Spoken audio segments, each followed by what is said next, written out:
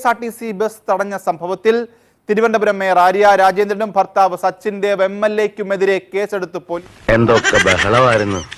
മലപ്പുറം കത്തി, machine gun, bomb, ഒലക്കര മൂട്. ഇനി നമ്മൾ എന്ത് ചെയ്യുമല്ലയ്യ? കോടതി ഇടപെട്ടതിന് പിന്നാലെയാണ് കന്റോൺമെന്റ് പോലീസ് കേസെടുത്തത്. ഇനി നമ്മൾ എന്ത് ചെയ്യും? ഇതേ നമ്മളങ്ങനെ ഭയപ്പെട്ട കാര്യമൊന്നുമില്ല. ഒരു നിസ്സാര കേസായി കണ്ടാൽ മതി. എന്ത് വിധി ഇത്? എന്നും കുട്ടിയുടെ മുഖത്ത് മ്ലേച്ഛത കണ്ടാൽ മതി. പാവം പുറത്ത് കാണിക്കുന്നില്ലെങ്കിലും നല്ല വിഷമമുണ്ട്. ജാമ്യം ലഭിക്കാവുന്ന വകുപ്പുകൾ പ്രകാരമാണ് ഈ കേസ്. സ്വാഭാവികം. മേയർക്കും MLA-ക്കുമെതിരെ കേസെടുക്കേണ്ട ഒരു കാര്യവുമില്ല എന്ന് പറഞ്ഞത്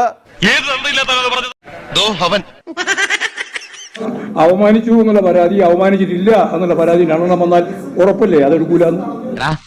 വടി കൊടുത്ത് അടി മേടിച്ചിട്ട് നിനക്ക് ഉറക്കം വരില്ലല്ലേ? ഭരണ പാർട്ടിയുടെ CPM-ന്റെ സംസ്ഥാന സെക്രട്ടറി ആയിരുന്ന MV ഗോവിന്ദനാണ്. അതൊരു പുതിയ നമ്പറാണ്. കാര്യങ്ങൾ കൈവിട്ടു പോവുകയാണെന്ന് തോന്നുന്നു.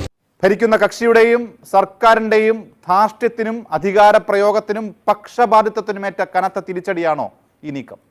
100%. കൃഷ്ണ എന്ത് വർത്താനം ഇത്? മാനം പോകുന്നതിന് മുമ്പ് സ്ഥലം വിടുന്നതാ ബുദ്ധി. എന്തായാലും മേയർക്കും സച്ചിനും തിരിച്ചടി. ഒപ്പം നീ അറിഞ്ഞ ഞാൻ പെട്ടു. അവരെ പൂർണ്ണമായും പിന്തുണച്ച് യദുവിനെ തള്ളി പറഞ്ഞ CPM-നും സർക്കാരിനും കൂടിയുള്ള വലിയ തിരിച്ചടി തന്നെയാണ്. ഞാൻ ഈ നാട്ടുകാരുടെ മുഖത്ത് എങ്ങനെ നോക്കും? മോശമായി പോയിട്ടോ, ഭയങ്കര മോശമായി പോയി.